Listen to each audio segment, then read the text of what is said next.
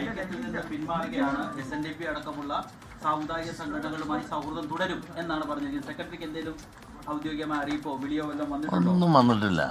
മാത്രമല്ല, ചാനലിൽ ഇപ്പോൾ കണ്ട ഒരൊറ്റ വിവരം മാത്രമേ അറിയാവുള്ളൂ. അതുകൊണ്ട് ഇതിനെപ്പറ്റി ഒരു മറുപടി ഈ ചാനലിൽ കണ്ടതിൻ്റെ അടിസ്ഥാനത്തിൽ മാത്രം ഒരു മറുപടി ഞാൻ പറയുന്നത് ശരിയല്ല. ഇതിൻ്റെ എല്ലാം പൂർണ്ണ രൂപം അറിഞ്ഞ ശേഷം അതിന് ഞാൻ മറുപടി പറയാം. അതുകൊണ്ട് ഇതിനെപ്പറ്റി ഒരു ചോദ്യങ്ങളോ അതിന് മറുപടികളോ നമുക്കിപ്പോൾ അപ്രസക്തമാണ്.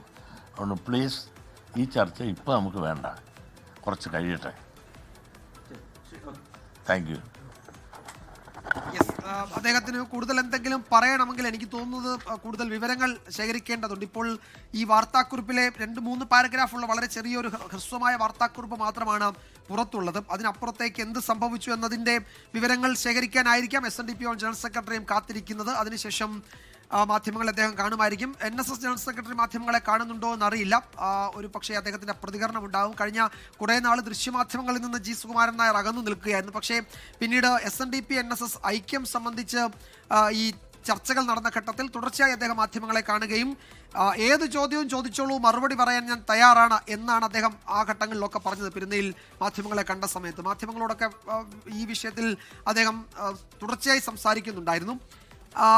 ആ ഘട്ടത്തിലൊന്നും ഈ ചർച്ച അല്ലെങ്കിൽ ഈ അനുനയ ചർച്ച, ഇത്തരം ചർച്ച മുന്നോട്ട് പോകും എന്നത് തന്നെയായിരുന്നു സൂചന. അതിൽ തുഷാർ വെള്ളാപ്പള്ളിയെ തുടർ ചർച്ചയ്ക്കായി SNDP യോഗം ചുമതലപ്പെടുത്തിയിരുന്നു.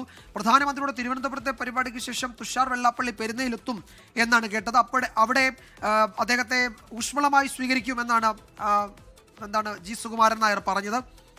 അപ്പോൾ അത്തരം ഒരു ഊഷ്മളമായ സ്വീകരണത്തിൻ്റെ അന്തരീക്ഷത്തിൽ നിന്ന് കാര്യങ്ങൾ ഇനി അനുനയത്തിൻ്റെ സാഹചര്യമില്ല, സൗഹൃദത്തിൽ തുടർന്നാൽ മതി എന്ന തീരുമാനത്തിലേക്ക് NSS ഡയറക്ടർ ബോർഡ് യോഗം എത്തിയത് എങ്ങനെ എന്നറിയില്ല. ലോകത്തെവിടെയായാലും ഏത് സമയത്തും 24 വാർത്തകളും ഓഗ്മെന്റഡ് റിയാലിറ്റി പാക്കേജുകളും എക്സ്പ്ലെയിനറുകളും വിശദമായി കാണാൻ ഞങ്ങളുടെ YouTube ചാനൽ നിങ്ങൾക്ക് സബ്സ്ക്രൈബ് ചെയ്യാം.